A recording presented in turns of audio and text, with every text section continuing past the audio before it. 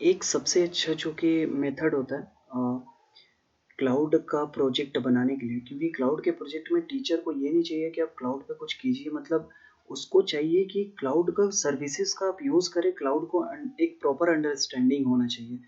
तो जो सबसे बेटर एफिशिएंटली जो हम बोले वो EC2 होता है, इस EC2 होता है। इसमें क्या होता है, इलास्टिक क्लाउड कंप्यूटिंग इसका फुल फॉर्म होता है। क्लाउड कंप्यूटिंग दोनों को मिला के C2 कर देता है। तो इलास्टिक क्लाउड कंप्यूटिंग इसमें फ़ायदा ये होता है कि यहाँ पे हमें एक IP एड्रेस मिल जाता है। फॉर एग्जांपल हमें DNS पता है कि जैसे हम लोग google.com में करते हैं, तो इसका एक अपना IP एड्रेस होता है google.com का। ये वीडियो काफ़ी लंबा जाएगा आई थिंक। तो google.com भी यदि हम लोग करते हैं तो ये DNS है, डोमेन नेम सिस्टम।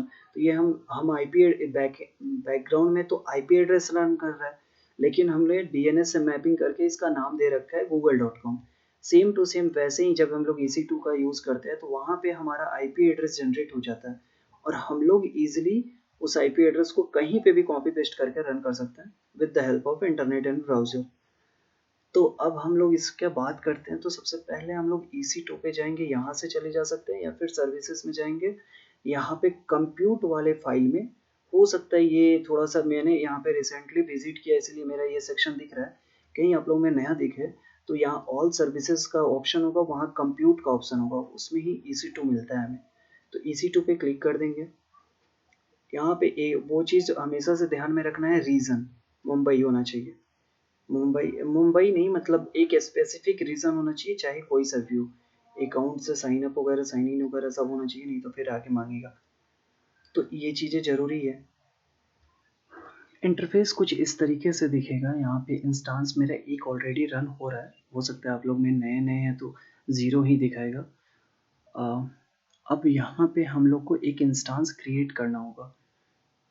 इंस्टांस पे पहले क्लिक करेंगे, फिर लॉन्च इंस्टांस करेंगे। ये सबसे बेहतर है ऑप्शन है प्रोजेक्ट के लिए, वो सब टेम्प्रोरी है, मतलब सिर्फ पास मार्क्स के लिए। ये थोड़ा अच्छा है, उससे बहुत बेहतर। यहाँ पे बहुत सारे वर्चुअल मशीन्स का ऑप्शन आ जाता है। एक और चीज़ हम यहाँ पे my free tyre only pay click कर देंगे। ये सारे फ्री वर्चुअल्स मशीन है, इन सब का हम लोग यूज़ कर सकते हैं। तो हम लोग चाहें तो अमेज़न लिनक्स 2 का वर्चुअल मशीन यूज़ कर सकते हैं और रेड हैट का यूज़ कर सकते हैं। यदि लिनक्स पे वगैरह पे कमांड वगैरह है तो उबंटू का यूज कर सकते हैं। माइक्रोसॉफ्ट का विंडोज़ है। बहुत सारे चीज़ मतलब यहाँ पे मिल जाता है ऑप्शन। यदि हम लोग फ्री पे नहीं क्लिक करें तो पेड वाले भी बहुत सारे होते हैं, तो उन सब का भी ऑप्शन हम लोग यूज़ कर सकते हैं। तो फिलहाल हमें उतना देखना नहीं है, मतलब नहीं है। पहले हम एक लिनक्स वाला बता देते हैं, फिर विंडोज़ वाला भी बता देंगे। और पहले ये लिनक्स पे चलते हैं। 64 बिट इंटू 86 वाला सेलेक्ट कर लेंगे, ओके करेंगे। एक एक चीज़ चूज़ करने के लिए देगा। तो एक्चुअली यहाँ पे टाइप जो होता है T2.micro होता है इंस्टांस का टाइप, लेकिन हम दूसरा भी चाहें तो चूज़ कर सकते हैं, बट नहीं चूज़ करेंगे क्योंकि उस समय पैसा कटेगा। तो पैसा ये फ्री वाला ही है, फ्री वाला ऑप्शन है, तो इसी को सिलेक्ट करेंगे और हम नेक्स्ट करेंगे। वैसे चाहे तो रिव्यू एंड लॉन्च भी कर सकते हैं, बट एक बार मैं दिखा देता हूँ कि क्या क्या ऑप्शंस आते हैं। कभी कभी यहाँ पे VPC क्रिएट नहीं रहता है बाय डिफ़ॉल्ट, तो यहाँ ऑप्शन देता है क्रिएट न्यू VPC करने के लिए। और कभी कभी सबनेट भी क्रिएट नहीं हो रहता है, मतलब यहाँ पे प्रेफरेंसेस नहीं है, बट डिफ़ॉल्ट सबनेट मेरा अवेलेबल है। Default subnet in any availability zone, तो यहाँ पे डिफ़ॉल्ट सबनेट मेरा अवेलेबल है। इन केस यदि किसी में नहीं दिखा है, यहाँ पे वार्निंग वगैरह कुछ करके दे रहा है, तो यहाँ से क्रिएट सबनेट न्यू VPC और क्रिएट न्यू सबनेट से हम लोग कर सकते हैं। तो ये दोनों चीज़ ज़रूरी रहता है, इसको थोड़ा ध्यान से कि यहाँ पे है या नहीं। फिर हम लोग नेक्स्ट करेंगे, ऐड स्टोरेज करेंगे। तो फिलहाल यहाँ पे मेरा सिलेक्ट जो है साइज़ 8 GB का है। हम लोग यूज़ करना चाहें तो 30 GB तक कर सकते हैं फ्री वाले। तो ये मेरा 8 है, तो हम इसको 8 ही रहने देते हैं क्योंकि इतना ज़्यादा ज़रूरत नहीं पड़ेगा, तो इसको एज इट इज़ छोड़ देते हैं। और यहाँ पे जनरल पर्पस SSD है, ये SSD होता है, HDD नहीं। फिर हम लोग नेक्स्ट करेंगे और ऐड टैग्स कुछ करना है तो कर सकते हैं, नहीं तो कोई दिक्कत नहीं, छोड़ देते हैं। फिर यहाँ पे आते हैं, तो यहाँ पे थोड़ा सा समझने वाला है। कॉन्फ़िगर सिक्योरिटी ग्रुप, तो सबसे पहले यहाँ पे SSH है, यहाँ एक ऐड रूल करेंगे और यहाँ पे HTTPS करेंगे। फिर एक और ऐड रूल करेंगे और HTTP करेंगे। ये 3 चीज़ें याद रहना चाहिए। फिर यहाँ कस्टम नहीं एनीवेयर करेंगे ताकि हम लोग कहीं से भी एक्सेस कर पाए। वो थोड़ा सिक्योरिटी के केस में अलग हो जाता है, तो अभी हम लोग को फिलहाल बेसिक जानना है, तो इसीलिए एनीवेयर कर देंगे, कोई इशू नहीं है। ये 3 चीज़ें होनी चाहिए, यहाँ एनीवेयर होना चाहिए, बस और कुछ नहीं। रिव्यू एंड लॉन्च करेंगे। अब हमारा सारा कुछ सही है। यहाँ पे इम्प्रूव करने के लिए एक वार्निंग देता है कि सिक्योरिटी ओपन है, लेकिन उससे कोई इशू नहीं है, हम लोग को फिलहाल छोटा मोटा काम करना है इसीलिए। अब हम यहाँ पे जब लॉन्च करेंगे तो एक की पेयर डाउनलोड करने के लिए आएगा, तो यदि आपके पास पहले से है तो पहले से वाला ही कर सकते हैं, या फिर क्रिएट न्यू पेयर करेंगे। यहाँ पे कुछ भी एक रैंडम सा नाम दे देते हैं, कुछ भी दे सकते हैं। फॉर एग्जांपल मैं दे देता हूँ ABCD, और यहाँ पे मैं डाउनलोड की पेयर पे क्लिक कर दूंगा। याद रहे यदि ये एक बार मिस हो जाए तो दोबारा ऑप्शन नहीं देता है, तो इसीलिए इसको इस फाइल को .pm फाइल को बचा के रखना है, इसका बहुत ज़रूरी है, नहीं तो हम लोग इंस्टांस से कनेक्ट नहीं कर पाएंगे। और इसको डिलीट नहीं करना है, और इसको ध्यान से ये वाला ऑप्शन क्लिक करना है। अब हम लोग लॉन्च पे जब क्लिक करेंगे, सॉरी यहाँ से ही कर सकते थे, आई एक्नॉलेज्ड पे क्लिक करके लॉन्च इंस्टांस कर देंगे। अब ये यहाँ से इंस्टांस मेरा लॉन्च हो रहा है, थोड़ा सा ही टाइम लेता है, ज़्यादा नहीं। और इंस्टांस इज नाउ रनिंग। अब व्यू इंस्टांस पे क्लिक करेंगे, तो यहाँ पे अभी जो मेरा इंस्टांस रन हो रहा है वो ये वाला है, क्योंकि अभी पेंडिंग है, ये दोनों टर्मिनेट हो चुका है। ये इंस्टांस मेरा पहला वाला है जो रन कर रहा है, मतलब पहले से ही। और यदि यहाँ से नहीं भी समझ आए, बहुत सारे इंस्टांस क्रिएट हो गया, तो यहाँ जाएंगे, यहाँ डेट लिखा हुआ रहता है, किस किस टाइम में हम लोग कौन कौन सा किए हुए हैं। और यहाँ पे आते हैं तो ये दोनों इंस्टांस मेरा टर्मिनेट हो चुका है। ये फिलहाल शो करता है, लेकिन विद इन हाफ आवर या 10 मिनट के बाद ये चीज़ शो करना बंद कर देगा। तो ये सब छोड़ के अब हम लोग इस पे आते हैं। इसका कुछ नाम देना है, मान लो कि इंस्टांस यदि पहचान में नहीं आ रहा है तो नाम दे देते हैं। यहाँ पे किसी भी एक प्रोजेक्ट का, फॉर एग्जांपल मैं लाइब्रेरी मैनेजमेंट का दे देता हूँ, लाइब्रेरी मैनेजमेंट। मैं लाइब्रेरी मैनेजमेंट सिस्टम बनाने चाह रहा हूँ, इसीलिए मैंने उसका रिलेवेंट नाम दे दिया, वैसे कुछ भी दे सकते हैं। यहाँ पे मेरा इंस्टांस रन भी कर रहा है, एवरीथिंग इज ओके। और यहाँ पे हमें पब्लिक आईपी एड्रेस मिल गया। यही आईपी एड्रेस होगा जब हम लोग अपना काम करेंगे, जब हम लोग इस पे प्रोजेक्ट रन कराएंगे। तो यहाँ पे यदि हम इसको अभी पेस्ट करें तो अभी ये कुछ नहीं शो करेगा, क्योंकि इस पे अभी कुछ है ही नहीं। तो एक सेकेंड, तो यहाँ पे यदि हम लोग आते हैं तो मेरा इंस्टांस रन कर रहा है। अब हमें क्या करना है, इस इंस्टांस पे क्लिक करना है, एंड यहाँ पे एक ऑप्शन आता है कनेक्ट करने का। वेट, इसको ऐसे कर लेते हैं, उससे अच्छा इसको सिलेक्ट करेंगे, यहाँ कनेक्ट का ऑप्शन आ गया, इस पर क्लिक करेंगे। यहाँ पे बहुत सारे तरीकों से कनेक्ट कर सकते हैं, हम लोग SSH से करेंगे। तो यहाँ पे हम लोग इस एक कनेक्ट करने के लिए हम लोग यहाँ पे इस SSH को क्लिक करके कॉपी कर लेंगे, और फिर इसको कॉपी करने के बाद हम लोग विंडो आर्क क्लिक करेंगे, CMD को ओपन करेंगे।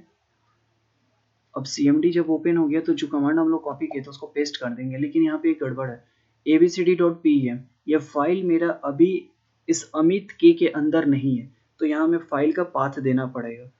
फॉर एग्जाम्पल यदि हमारा फाइल जो हम अभी बनाए हैं वो अभी मेरे डाउनलोड सेक्शन में होगा, ये रहा abcd.pem, तो अभी हमको डाउनलोड सेक्शन में जाके इसको हम लोग दूसरा तरीके से कर सकते हैं कि यहाँ पे cd डाउनलोड्स, और अब जाके यदि हम लोग उसको पेस्ट करके कनेक्ट कर सकते हैं, या फिर यहीं पे हम लोग इसका पाथ दे देते हैं /downloads/abcd.pm, दोनों ऑप्शन है। अब इस पर हम लोग एंटर करेंगे, इसके लिए नेट कनेक्टिविटी ज़रूरी है, ये कमांड प्रॉम्प्ट ही है बट नेट कनेक्टिविटी ज़रूरी है। एंटर करने के बाद ये थोड़ा सा टाइम लेता है हल्का, और अभी ये आएगा इसका अपने इंस्टांस से कनेक्ट करने के लिए। और इसी टू कनेक्ट होने के लिए हम लोग एक और कमांड को भी यूज़ कर सकते हैं इस चीज़ का। कमांड प्रॉम्प्ट को एडमिनिस्ट्रेटर मोड में खोलना है, SSH-i पाथ का नाम देना है downloads/abcd.pem, जो हमारा की है जो हमने डाउनलोड किया था abcd.pem, EC2-user@ ये सब सेम रहेगा। ये बस IP एड्रेस जो भी आप लोग का क्रिएट होगा वो यहाँ पे देना है। तो ये कमांड कनेक्ट करने का एक तरीका है। जैसे ही हम लोग क्लिक करेंगे ये वन टाइम एक बार पूछता है यहाँ पे हमें यस कर देना है, ओके कर देंगे। अब ये हमारा की पब्लिक नहीं है इसीलिए परमिशन डिनाइड हो जा रहा है। यहाँ पे एक ऑप्शन दिया हुआ है 3rd नंबर पॉइंट पे कि की को पब्लिक करने के लिए chmod 400 और ये कर देंगे और यहाँ पे पाथ का नाम दे देंगे, एंटर करेंगे। अब ये हमारा जो की होगा उसको पब्लिक कर देगा। किसी किसी केस में पब्लिक करने का ज़रूरत पड़ता है तो वहाँ से हम लोग पब्लिक कर सकते हैं, इस करेंगे। अब हमारा यहाँ पे EC2 Amazon Linux कनेक्ट हो गया है। कहीं पे नहीं हो रहा है तो वो चीज़ भी कर सकते हैं। कभी कभी हमारा SSH काम नहीं करता है तो उसके लिए स्टैक ओवरफ्लो पे सॉल्यूशन है, वो यूज़ किया जा सकता है SSH कनेक्ट नहीं हो रहा है तो। बट यहाँ पे फ़िलहाल हमारा SSH कनेक्ट हो गया है, ये बस कुछ नहीं करना था। यहाँ पे हम अपने इंस्टांस पे जाएंगे, एक सेकेंड, इंस्टांस पे जाएंगे, इस पे सॉरी ये वाला लाइब्रेरी मैनेजमेंट सिस्टम, इसको सेलेक्ट करेंगे, कनेक्ट के लिए क्लिक करेंगे और SSH क्लाइंट पे जाके इस कमांड को कॉपी कर लेंगे और यहाँ पे लाके सेम इसको पेस्ट कर देंगे। मैंने डाउनलोड्स को क्यों लिया है, क्योंकि मैंने जो ये की डाउनलोड किया था abcd.pem, ये मेरे डाउनलोड सेक्शन के अंदर था, इसीलिए मुझे यहाँ पे पहले डाउनलोड सेक्शन के अंदर आना पड़ा, तब इसको कमांड को लिखना पड़ा। मैं इसको चाहूँ तो यहाँ पे डाउनलोड्स /abcd.pm ऐसे के ऐसे रख के ये कमांड को रन कर सकता था। तो ये भी ऑप्शन है, या फिर यहाँ पे पहले डाउनलोड्स के अंदर चले जाएं फिर वो कर लें। डाउनलोड्स के अंदर जाने के लिए cd डाउनलोड्स लिखते हैं कमांड। अब हमारा यहाँ पे ले दे के बात ये है कि यहाँ पे हमारा EC2 कनेक्ट हो चुका है। अब आगे का प्रोसीजर करने के लिए हम लोग एक चीज़ सर्च कर लेंगे, Amazon Linux 2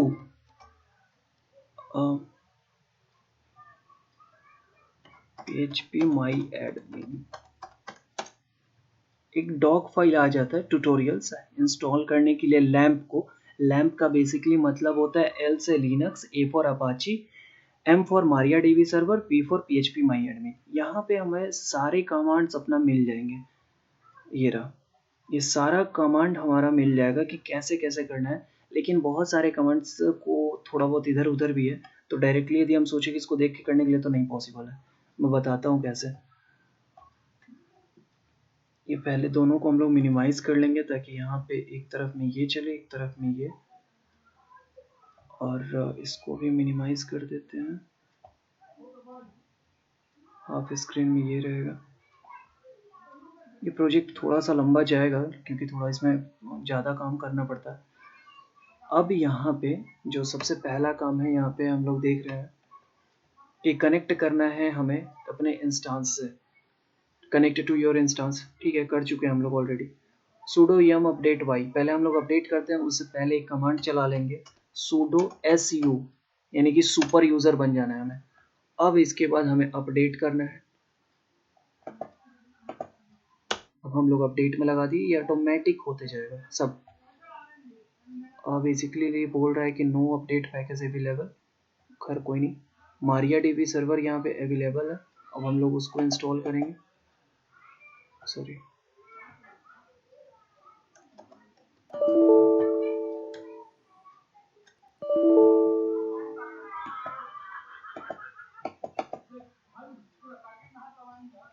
कमांड प्रॉम्प्ट पे कंट्रोल V नहीं काम करता है, यहाँ पे जाके सिर्फ राइट क्लिक कर देंगे तो हमारा पेस्ट हो जाता है। अब यहाँ पे इंस्टॉलिंग शुरू हो चुका है, हमारा सारा चीज़ इंस्टॉल होगा, थोड़ा सा टाइम लेता है ये।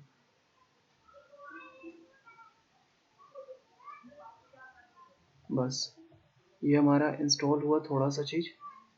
फिर इसके बाद हमने पहले ये वाला कमांड किया था, ये वाला कमांड हमें नहीं करना है क्योंकि ये इस इन केस होता है कि यदि कमांड यदि इसमें कुछ एरर आता है तब हमें इसको करना पड़ता है।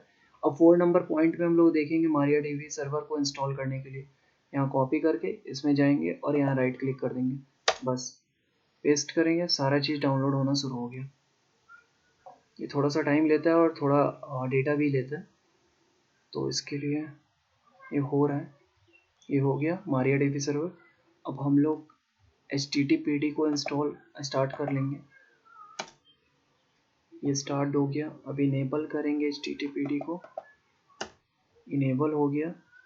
फिर से सिस्टम CT1 को इनेबल करना है, ये भी हो गया। अब हम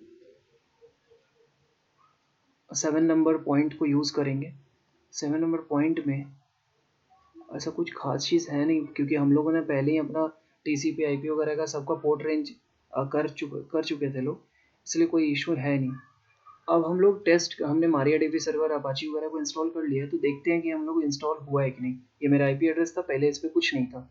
अब इसको रिफ्रेश करते हैं, टेस्ट पेज आ गया, यानी अपाची हमारा सक्सेसफुली इंस्टॉल हो चुका है यहाँ पे। फिर अब हम लोग इसको मिनिमाइज करके और चीज़ों को इंस्टॉल करने की ज़रूरत पड़ेगी। और चीज़ जैसे कि यहाँ पे अब हमें EC2 यूज़र में आ जाना है। अब सुपर यूज़र से निकल के फिर एग्जिट करेंगे, EXIT वेट,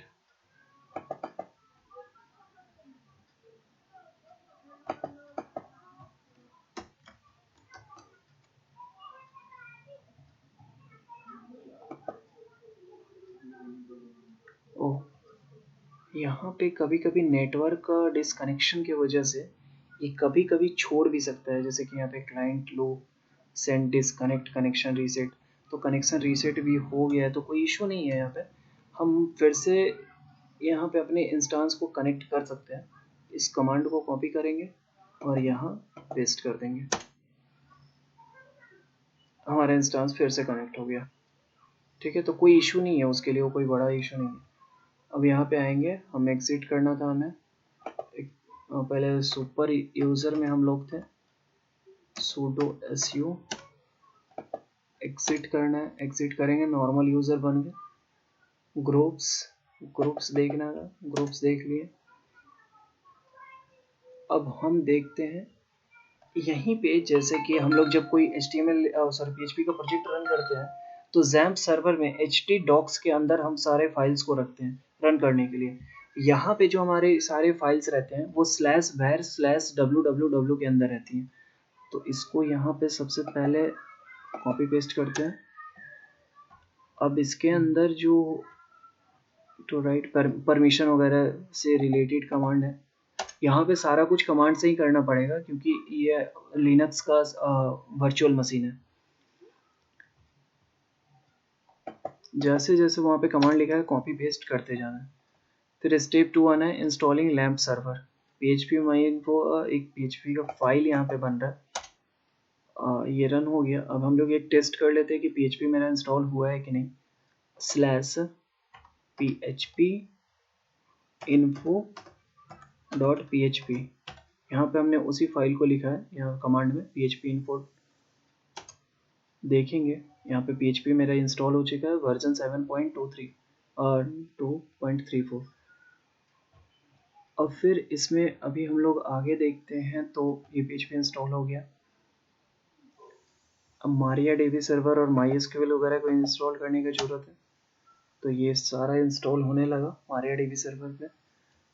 अब हम लोग रिमूव कर देंगे वो इस फाइल को, मैनुअली भी किया जा सकता है बट ये ज़्यादा बेहतर रहता है। अब सिक्योर करेंगे डेटाबेस में पासवर्ड वगैरह डाल के। स्टार्ट कर दिए MariaDB सर्वर। फिर MySQL का सिक्योर इंस्टॉलेशन जब करेंगे तो यहाँ पे बहुत सारे कमांड को पूछेगा यस नो करके और हमें पासवर्ड भी देना पड़ता है।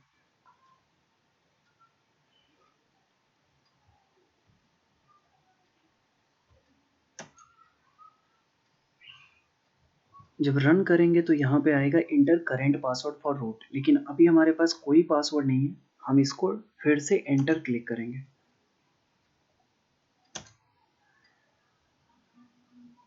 यहाँ पूछ रहा है कि सेट करने के लिए पासवर्ड, तो पासवर्ड सेट करना इसलिए ज़रूरी होता है क्योंकि कोई भी यूज़र आपके डेटाबेस फाइल के साथ छेड़छाड़ ना करे, तो इसीलिए हम लोग यस करेंगे। न्यू पासवर्ड पूछ रहा है, तो जो भी आपका मन वो दे सकते हैं, मैं अपने हिसाब से दे देता हूँ। पासवर्ड शो नहीं होता है, ये भी नहीं शो होगा कि आप कुछ टाइप कर रहे हैं। फिर एंटर करेंगे, री एंटर करने के लिए बोलेगा।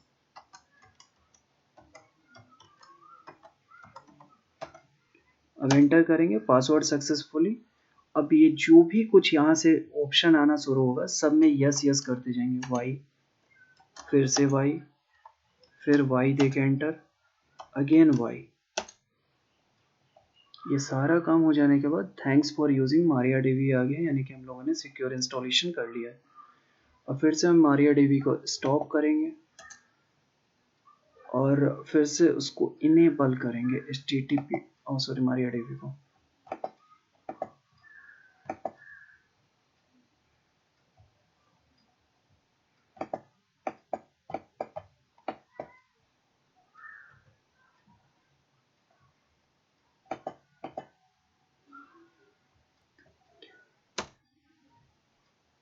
अब हमें ज़रूरत है इंस्टॉल PHP MyAdmin का। हम लोग बेसिकली कर क्या रहे हैं, लैम्प को इंस्टॉल कर रहे हैं। L for Linux, A for Apache, M for MariaDB server और P फॉर PHP MyAdmin। तो हम लोगों ने सब धीरे धीरे वन बाई वन पहले अपाची इंस्टॉल किया था, फिर MariaDB सर्वर जो कि अभी किए थे, और अब PHP MyAdmin का काम कर रहे हैं।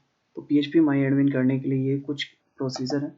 यहाँ पे कॉपी करेंगे, पेस्ट करेंगे, ये इंस्टॉल होना शुरू हो गया। रीस्टार्ट अपाची को करेंगे, कॉपी कर लेंगे इस कमांड को और यहाँ पेस्ट कर देंगे। रीस्टार्ट होने लगा ये अपना। फिर से इसको रीस्टार्ट PHP FPM को करेंगे, ये भी हो गया। फिर से नेविगेट करेंगे इस फाइल में, क्योंकि यहीं पे हमारा रहता है सारा फाइल्स जो भी रन करना है, .html, index.html वगैरह। अब हम लोग HTML के अंदर है, तो एक PHP MyAdmin के अंदर एक डाउनलोड करेंगे, डाउनलोड करते हैं PHP MyAdmin। इसके अंदर cd./var/www/html के अंदर ये डाउनलोड होगा यहाँ पे PHP MyAdmin को, जहाँ पे हम लोग अपना सारा PHP MyAdmin पे जाके सारा अपना SQL का फाइल वगैरह रखते हैं। अभी तक मैंने पिछले प्रोजेक्ट में बताया था कि SQL के फाइल को नहीं यूज़ कर सकते, लेकिन इसमें हम लोग कर सकते हैं एकदम ईजिली, यदि प्रोजेक्ट में डेटाबेस का काम हुआ है तो। हम लोग एक डायरेक्टरी बना देंगे जिसके अंदर सारा इंस्टॉल होगा। अब उस जिप फाइल को डिलीट भी करना होगा जो अभी इंस्टॉल हुआ PHP MyAdmin के लिए, डिलीट हो गया। MariaDB सर्वर को स्टार्ट करेंगे, सॉरी ओवर क्लिक हो गया।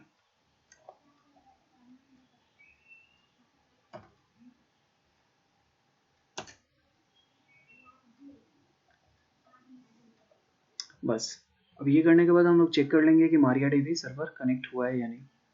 तो इसके लिए हमें यहाँ पे /php MyAdmin देना होगा।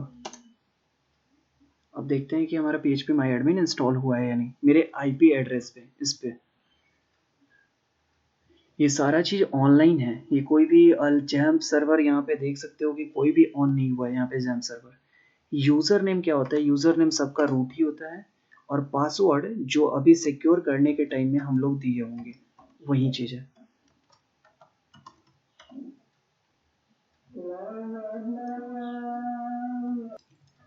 यहाँ पे PHP MyAdmin हम लोग देख सकते हैं खुल गया। यहाँ पे हमें डेटाबेस बनाना होता है और अपना SQL फाइल को इंपोर्ट करना रहता है। अब हम लोग वो सारी चीज़ें करेंगे। सबसे पहले यहाँ पे एक चीज़ बता देते हैं कि यहाँ पे ये कमांड प्रॉम्प्ट का काम खत्म। अब हम लोग इसको डायरेक्ट कट भी कर सकते हैं, कोई इशू नहीं है। यहाँ पे एक सॉफ्टवेयर का और ज़रूरत पड़ेगा हमें अपना फाइल्स को उस जगह पे अपलोड करने के लिए, जिसका नाम है फाइलजीला। फाइलजीला को डाउनलोड करना पड़ेगा। वैसे बहुत सारे हैं बट हम जो यूज़ करेंगे वो फाइलजीला क्लाइंट का यूज़ करेंगे। फाइलजीला क्लाइंट को डाउनलोड करेंगे यहाँ से, और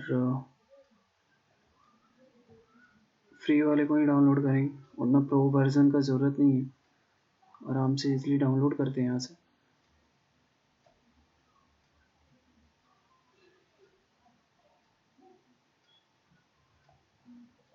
टेन MB का फाइल है, ज़्यादा है नहीं, बहुत जल्दी हो जाएगा। इस फाइलजीला क्लाइंट की हेल्प से ही हम लोग सारा काम करेंगे। सबसे पहले यहाँ से हम लोग IP एड्रेस अपना एक ले लेते हैं, क्योंकि इसका ज़रूरत पड़ने वाला है फिलहाल। Ctrl+C, इसको बंद कर देते हैं। फाइलजीला क्लाइंट डाउनलोड हो रहा है।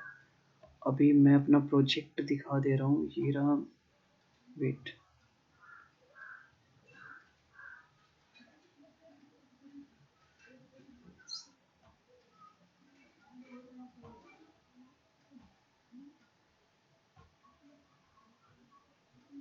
This is library management system, जो कि मेरा प्रोजेक्ट है। तो यहाँ पे सारे फाइल्स अवेलेबल है, Java dot PHP file, dot JS file, dot CSS file, सब कुछ अवेलेबल है, इमेज वगैरह जो भी है।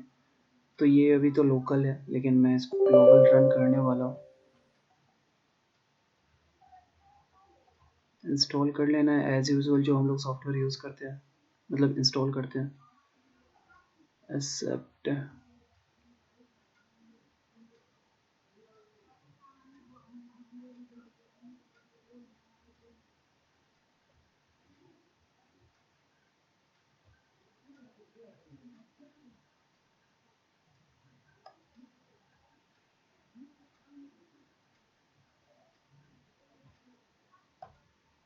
हम लोग फाइल जिला को खोलेंगे।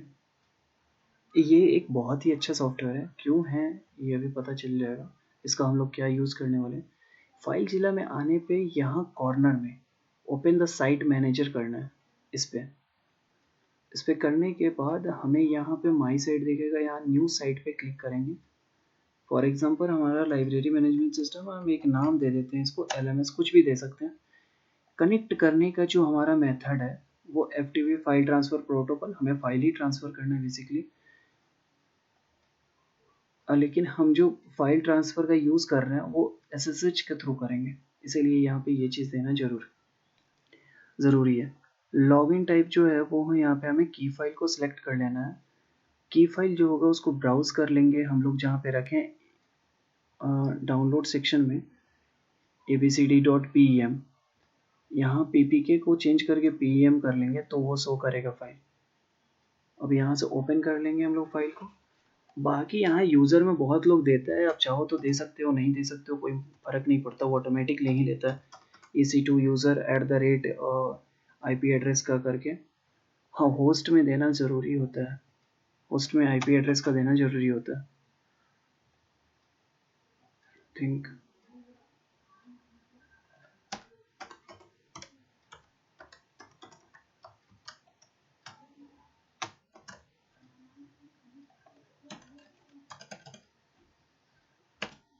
ऐसे दे सकते हैं। कनेक्ट पे क्लिक करेंगे, सेव पासवर्ड कर देते हैं ताकि बार बार हमें दिक्कत ना हो। ये always trust this issue to key to the sketch, okay. अब ये हमारा डायरेक्टरी फाइल जिला से वहाँ पे कनेक्ट हो गया क्लाइंट से। अब यहाँ से क्या हमें समझ में आता है, ये सॉफ्टवेयर का हम लोग क्यों यूज़ कर रहे हैं। ये हमारा रिमोट साइट है, ये हाफ जो हमें दिख रहा है, सॉरी ये हाफ इधर का, ये पूरा पोर्शन हमारा क्लाइंट का है, मतलब क्लाउड का है पार्ट। ये हमारा लोकल कंप्यूटर है, ये हमारा लोकल कंप्यूटर है और ये हमारा क्लाउड का है। तो सबसे पहले हमें जहाँ पे फाइल्स अपलोड करनी है वो उस पाथ पे जाते हैं, /www/html, इसके अंदर हम लोग जाते हैं, जो हम लोगों ने PHP MyAdmin भी इंस्टॉल किया हुआ था। अब हम इधर अपने प्रोजेक्ट में लेफ्ट साइड में अपने प्रोजेक्ट वाले फाइल में जाएंगे, प्रोजेक्ट वाली जगह में। तो सबसे पहले हम लोग दिस पीसी के अंदर है, दिस पीसी के अंदर मेरा प्रोजेक्ट जहाँ पे हम वहाँ पे जाएंगे, MCA2 cloud projects library management system, और यहाँ पे जितने सारे फाइल्स हैं उनको कंट्रोल मार के राइट क्लिक करेंगे और अपलोड पे क्लिक कर देंगे। जैसे ही अपलोड पे क्लिक करेंगे ये सारा फाइल्स इधर अपलोड होना शुरू हो जाएगा। अभी ये धीरे धीरे अपलोड होगा। यहाँ पे हम लोग देख सकते हैं, इसको छोटा कर दें, यहाँ क्यू में लगा हुआ है 109 फाइल सक्सेसफुली टू ट्रांसफ़र हो चुका है और बाकी सब ट्रांसफ़र हो रहा है। धीरे धीरे कुछ देर का टाइम लेता है। टोटल साइज देखना है कितने MB का है, एक सेकेंड, टोटल साइज देखना है, यहाँ पे दिखा देता है। अभी क्यू में 5 MB का लगा हुआ है जो कि अभी जा रहा है, धीरे धीरे ही कम हो जाएगा, मतलब जैसे ही पूरा अपलोड होगा। ये सारा फाइल्स हमारे IP पे अपलोड हो रहा है, क्योंकि फ़िलहाल यदि IP को रन करते तो अभी कुछ नहीं रन होता। अब हमें किसी भी चीज़ से मतलब नहीं है, मतलब अभी हम लोग क्लाउड को ओपन करें या नहीं करें, AWS पे जाएं या नहीं जाएं, कोई इशू फ़र्क नहीं आता। अभी फ़िलहाल हम लोग को यहाँ पे सिर्फ अपने IP एड्रेस से मतलब है, इस IP एड्रेस से। जो मैंने स्टार्टिंग में बताया था। इस आईपी एड्रेस को यदि खोलेंगे तो फिलहाल ये कुछ नहीं दिखाएगा क्योंकि इंडेक्स फाइल इस पे है ही नहीं।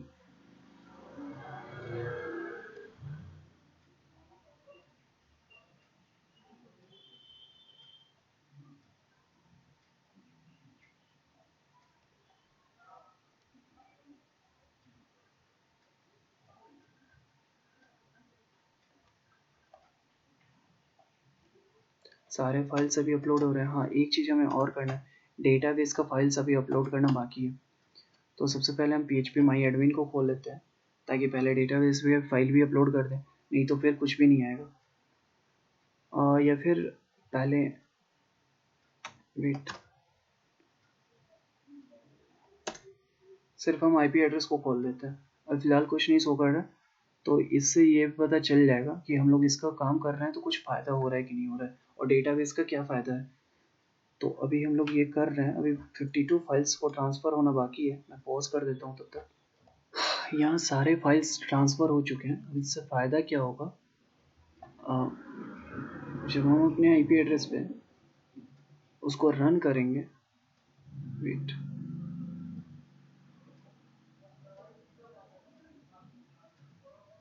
तो अब मेरा प्रोजेक्ट कुछ इस तरीके से खुल रहा है, लाइब्रेरी मैनेजमेंट सिस्टम। और ये चीज़ तो इंडेक्स फाइल वगैरह सब इसी में है, लेकिन यहाँ पे बहुत सारी चीज़ें शो नहीं होंगी, जैसे अनाउंसमेंट शो नहीं हो रहा है। फॉर एग्जांपल यदि हम लॉगिन पे क्लिक करें, कुछ भी दे दे, यदि यहाँ पे, तो ये लॉगिन हो जाएगा। हाँ, बट यहाँ पे एक ही पार्ट काम कर रहा है लॉगिन का, और ये पूरी तरीके से अच्छे तरीके से नहीं दिखा रहा है जितना मेरे प्रोजेक्ट के अंदर चीज़ें हैं। जैसे कि फाइल्स वगैरह पे क्लिक करें तो कोई डेटा, कोई फाइल्स नहीं शो कर रहा है। बोरो बुक में कोई बुक नहीं अवेलेबल है। व्यू प्रोफाइल में कोई स्टूडेंट का प्रोफाइल नहीं है। इट मीन्स कि हमारा डेटाबेस का फाइल अभी तक अपलोड नहीं हुआ है। तो अब हमें ज़रूरत है अपने डेटाबेस को ऐड करने के लिए, यानी कि that means PHP my admin पे जाने के लिए। कनेक्टिविटी के लिए रूट और पासवर्ड के लिए जो हमने लगाया था वो चीज़। अब यहाँ पे जाने के बाद हमें एक न्यू डेटाबेस क्रिएट करना होगा, जैसे कि हम लोग जनरली करते हैं, लाइब्रेरी _db का नाम से, क्योंकि वही हमारा नाम है SQL फाइल का। क्रिएट करेंगे ताकि इंपोर्ट कर सकें। अब इसमें इंपोर्ट पे जाएंगे, चूज़ फाइल करेंगे, फिर से अब अपने फाइल्स के अंदर चले जाएंगे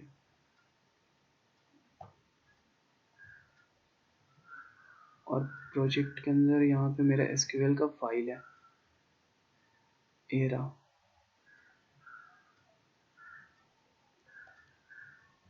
गो पे क्लिक कर देंगे, सारा फाइल्स इंपोर्ट हो जाएगा। टेबल, अब जब हम यहाँ पे लॉगिन आके क्लिक करेंगे, फॉर एग्जांपल एडमिन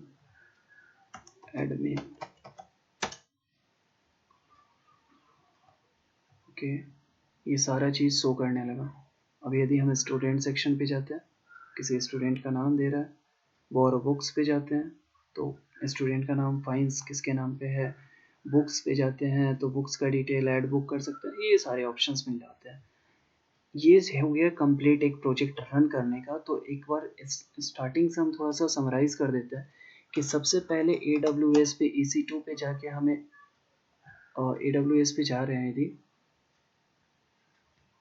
तो हमें सबसे पहले यहाँ प्रोडक्ट्स में जाके प्रोडक्ट्स पे क्लिक करेंगे, कंप्यूट पे जाएंगे, अमेज़न EC2 का यूज़ करना है हमें। तो जब EC2 का यूज़ करेंगे हम, तो यहाँ पे हमें एक इंस्टांस क्रिएट करना है, जो मेरा इंस्टांस ऑलरेडी रन कर रहा है यहाँ पे। तो इंस्टांस पहली बार में क्रिएट करना है। दूसरी चीज़ में हमें कमांड प्रॉम्प्ट के थ्रू सारी कनेक्टिविटी करनी है और सारी चीज़ों का इंस्टॉल करना है। और तीसरे बार में हमें फाइल जिला से सारी फाइल्स को अपलोड करनी है। अब मान लेते हैं इसमें किसी फाइल्स को डिलीट करना हो, फॉर एग्जांपल ये 8 नंबर फाइल को हमको डिलीट करना है। हम यहाँ पे जाएंगे, राइट क्लिक कर दबाएंगे, डिलीट का ऑप्शन आएगा, यस कर देंगे, ओके। लेकिन अब 8 नंबर फाइल डिलीट हो जाने के बाद से यहाँ पे कनेक्टिविटी हो रहा है, कनेक्ट हो रहा है, डिलीट हो चुका है। अब यहाँ पे इस चीज़ का चेंज हमें दिखेगा कब, जब हम इसको होम में ले जाएंगे, सी एक्चुअली 8 नंबर फाइल यहाँ पे यूज़ नहीं हुआ इसलिए नहीं दिखा रहा है, बट यदि यहाँ से हम लोग जो कुछ भी काम करेंगे वेबसाइट पे वो चीज़ का असर दिख जाएगा। तो अब हम सोच रहे हैं कि सिर्फ 8 नंबर वाले फाइल्स को अपलोड करने के लिए अपलोड कर सकते हैं डायरेक्ट। 8 नंबर फाइल इसमें आ जाएगा, अपलोड हो गया, ट्रांसफ़र फिनिश्ड, ये रहा 8 नंबर फाइल। तो ऐसे हम लोग डिलीट वगैरह कर सकते हैं, ठीक। इसको काट भी देंगे तो कोई फ़र्क नहीं पड़ेगा, नेक्स्ट टाइम में हमें बस क्लिक करना रहता है इस पर। फॉर एग्जांपल मैं दिखा देता हूँ, फाइल जिला भी कट गया, जैसे कि नेक्स्ट टाइम में यदि मैं फाइल जिला को ओपन करूँ, गलती से यदि कट भी जाता है तो मुझे बस इस पर क्लिक करना है, ये सब कुछ ऐसे कहते ऐसे कनेक्ट कर देना है, बस कनेक्टिविटी ले लिया। अब हमें कनेक्टिविटी के पास एक चीज़ चेंज कर देना, /var/www/html, ये सारी चीज़ें चेंज हो गई। तो ऐसे हम लोग को करना है। एक लास्ट चीज़ जो कि बहुत ज़्यादा इंपॉर्टेंट है प्रोजेक्ट के रिलेटेड, अक्सर जो प्रोजेक्ट होते हैं उनमें पासवर्ड की जगह पे डबल कोट लिखा रहता है। मैं दिखाता हूँ, db कनेक्ट नाम का एक इंक्लूड के अंदर डेटाबेस कनेक्ट का ये जो PHP का फाइल है, इसको मैं यदि ओपन करूँ नोटपैड से, जनरली हम लोग जब प्रोजेक्ट बनाते हैं तो वहाँ पे कनेक्टिविटी के लिए पासवर्ड में डबल कोट दे देते हैं और यूज़र में कुछ लोकल होस्ट या रूट ही रहने देते हैं, बट यहाँ पासवर्ड में ये चीज़ देना ज़रूरी है। MySQL, ये क्या पासवर्ड है जो हम लोग PHP MyAdmin करने के लिए यूज़ करते हैं। जब हम लोग PHP MyAdmin को इंस्टॉल कर रहे थे तो वहाँ पे पासवर्ड सेट किए थे, वो पासवर्ड यहाँ देना ज़रूरी है, नहीं तो डेटाबेस से डेटा फेच नहीं होगा। तो अपने प्रोजेक्ट में डेटाबेस का फाइल जहाँ कहीं भी हो, मतलब ये डेटाबेस कनेक्टिविटी का फाइल, उसमें जाके उस चीज़ को चेंज कर देना, नहीं तो प्रोजेक्ट रन नहीं करेगा, क्योंकि वहाँ डबल कोट दिया रहता है, यहाँ पे कोट नहीं दिया रहता है, तो इसीलिए वो दिक्कत होगा। अब फॉर एग्जांपल कोई बोले कि भाई ये यहाँ पे हम पासवर्ड लगाए ही नहीं, तो क्या फ़र्क पड़ता है? तो फ़र्क पड़ेगा ये कि फॉर एग्जांपल ये आईपी एड्रेस तुम किसी को दोगे, बोलोगे कि भाई ये आईपी एड्रेस पे हम अपना प्रोजेक्ट रन किए, तुम ज़रा चेक कर लो। कोई क्या करेगा कि मेरी तरह जैसे इनकॉग्निटो मोड में जाएगा, मतलब या फिर ऐसे ही जाएगा, ब्राउज़र पिंग क्यों हो गया, खैर कंट्रोल V मार के हम इस प्रोजेक्ट को रन करके देखेंगे, तुम जैसे हमको दिए हो। अब हम क्या करेंगे, इसमें /php myadmin लगाएंगे और अब यहाँ पे हम इसको ओपन कर लेंगे। सॉरी स्पेलिंग मिस्टेक है, यहाँ M कैपिटल रहता है और A कैपिटल रहता है। ये खुल गया। अब यहाँ पे यदि सपोज दैट कि पासवर्ड नहीं रहे तो मैं तुम्हारे डेटाबेस से छेड़छाड़ कर सकता हूँ, मतलब उसको डिलीट कर सकता हूँ, एडिट कर सकता हूँ, मॉडिफाई कर सकता हूँ।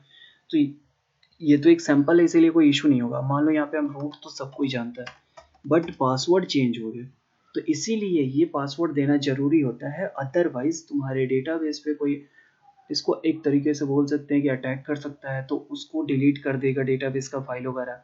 फॉर एग्जांपल यदि हम दिखाएं, अब मान लो कि यहाँ पे पासवर्ड नहीं रहता, तब तो ये डायरेक्ट खुल जाता, ये डायरेक्ट खुल जाता, इस तरीके से खुल जाता, ये यहाँ पे जाता, इसको ड्रॉप कर देता, इस डेटाबेस से जहाँ से तुम्हारा डेटा को फेच कर रहा है ऑपरेशन में जाता और यहाँ से ड्रॉप द डेटाबेस कर देता, तुम्हारा पूरा प्रोजेक्ट क्रैश कर देता, मतलब नहीं रन होता अच्छे से। इसलिए पासवर्ड देना जरूरी है। ये एक कंप्लीट प्रोजेक्ट है, वीडियो लंबा है बट जरूरी था, नहीं तो पूरा चीज़ किसी भी वीडियो में अवेलेबल नहीं है यूट्यूब पे। That's it.